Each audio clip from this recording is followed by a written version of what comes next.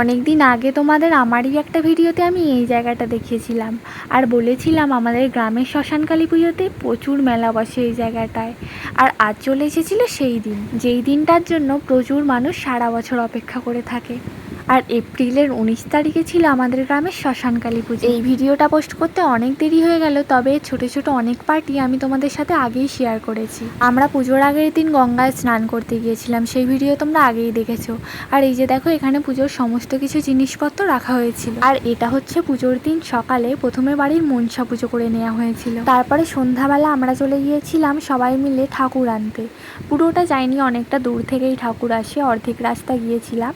তারপরে এই যে দেখো, ঠাকুর এনে মন্দিরে রাখা হয়ে গিয়েছিল। আর সেদিনে মন্দিরটাকে খুব সুন্দরভাবে সাজানো হয়েছিল। তারপরে যা সব নিয়মকানুন থাকে সেগুলো মেনে পুজো শুরু হয়ে গিয়েছিল। আর আমি পুজোর অনেক পার্টি তোমাদের সাথে আগে শেয়ার করেছি, তোমরা যদি না দেখে থাকো অবশ্যই দেখতে পারো। আমরা সেদিন মায়ের কাছে পুষ্পাঞ্জলি দিয়েছিলাম, কখন যে রাত্রির থেকে সকাল হয়ে গেল বুঝতেই পারি। আমরা রাত 10টার সময় এসেছিলাম আর এখন পুরো সকাল হয়ে গেছে।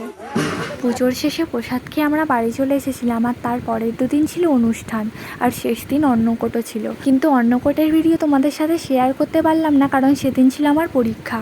তো যাই হোক, তোমাদের সাথে দেখা হচ্ছে নেক্সট ভিডিওতে। আজকের মতো টাটা।